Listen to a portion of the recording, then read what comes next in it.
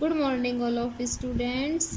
Yesterday we had read chapter 9, chapter name the verb, definition of verb and some examples here in English grammar. Today in English grammar we will read chapter 9, chapter name the verb, kinds of verb, क्रिया के भेद in English grammar. So let's start reading. Kinds of verb, verb के भेद। कल हमने English grammar में पढ़ा था definition of verb. So verb किसे कहते हैं? जो वर्ड कर्ता के विषय में कुछ बताए या कर्ता द्वारा किए गए कार्य को प्रकट करता है, उसे हम क्या कहते हैं? वर्ब कहते हैं। Today we will discuss about kinds of verb. So let's start. Kinds of verb.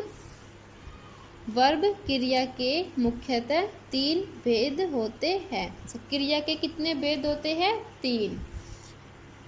First, transitive verb, सकर्मक क्रिया।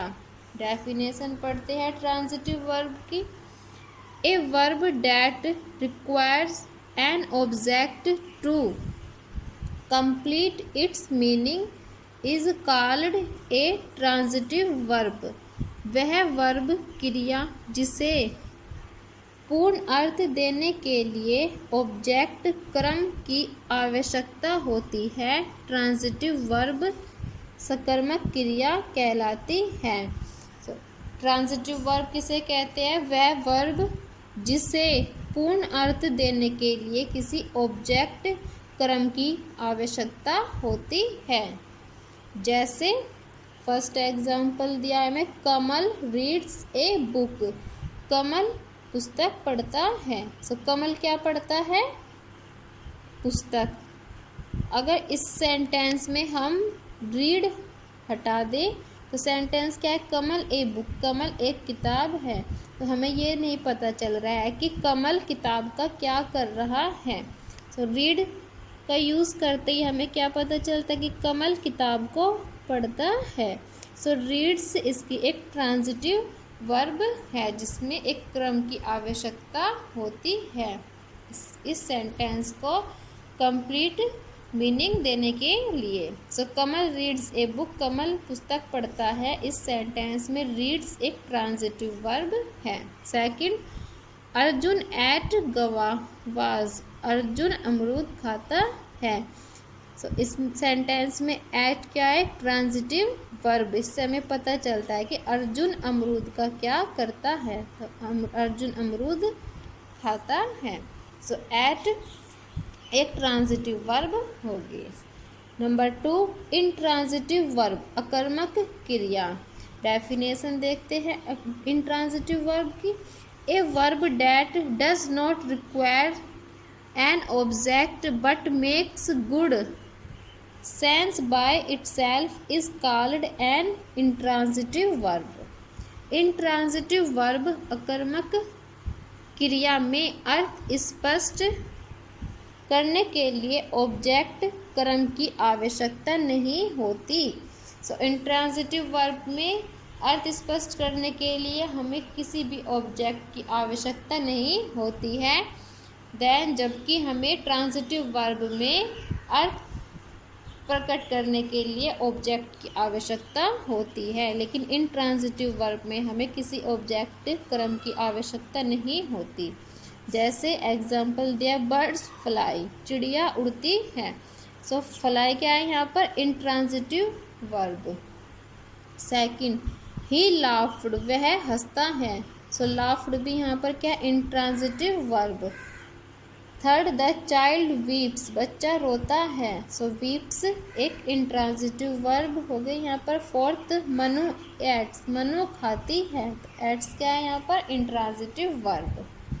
कुछ वर्ब्स का प्रयोग ट्रांजिटिव और इंट्रांजिटिव दोनों रूपों में किया जाता है। जैसे तो कुछ वर्ब क्या ऐसी होती है जिनका प्रयोग हम इंट्रांजिटिव और ट्रांजिटिव दोनों में करते हैं, ट्रांजिटिव में भी और इंट्रांजिटिव में भी। जैसे फर्स्ट दिया है, नमन गेव गोपाल ए टॉय, नमन गोपाल को एक खिलौना देता है। सो यहाँ पर गेव ट्रांजिटिव भी है और इंट्रांजिटिव भी है। नमन गेव गोपाल ए टॉय, तो गेव क्या हुआ, एक ट्रांजिटिव, नमन गोपाल को एक खिलौना देता है। Second, the brides gave way, brides हमें क्या देता है, गेव वे रास्ता, तो यहाँ पर गेव क्या है, एक इंट्रांजिटिव। थर्ड, इनकम्प्लीट वर्ब, अपूर्ण क्रिया, verb denoting action can have objects but this verb show neither action nor position, such verb is called an incomplete verb, जो वर्ब स्वयं पूर्ण अर्थ नहीं दे पाती तथा जिसका अर्थ पूर्ण करने के लिए ऑब्जेक्ट कर्म की आवश्यकता होती है, इस रूप में वाक्य के अंत में कॉम्प्लीमेंट पूरक जोड़ा जाता है, उसे इनकम्प्लीट वर्ब, अपूर्ण क्रिया कहते हैं। वह वर्ब जो किसी वर्ब में उसके पूरक जोड़ती है लिंकिंग वर्ब या इनकम्प्लीट वर्ब कहलाती है। सो इनकम्प्लीट वर्ब किसे कहते हैं, वह वर्ब जो स्वयं से कोई अर्थ नहीं देती है, उसका अर्थ पूरा करने के लिए हम उसके साथ एक ऑब्जेक्ट को जोड़ते हैं और वाक्य के लास्ट में हम कॉम्प्लीमेंट जोड़ते हैं, उसे हम इनकम्प्लीट वर्ब, अपूर्ण क्रिया कहते हैं। जैसे first, the earth is round, पृथ्वी गोल है, तो यहाँ पर हमने पूरा कॉम्प्लीमेंट जोड़ने के लिए क्या किया, इसका प्रयोग किया। Second, the thief is in fear, तो यहाँ पर भी हमने किसका प्रयोग किया, कॉम्प्लीमेंट इज का। तो आज आप इंग्लिश ग्रामर में चैप्टर 9 द वर्ब के काइंड्स ऑफ वर्ब की यहाँ तक रीडिंग करेंगे।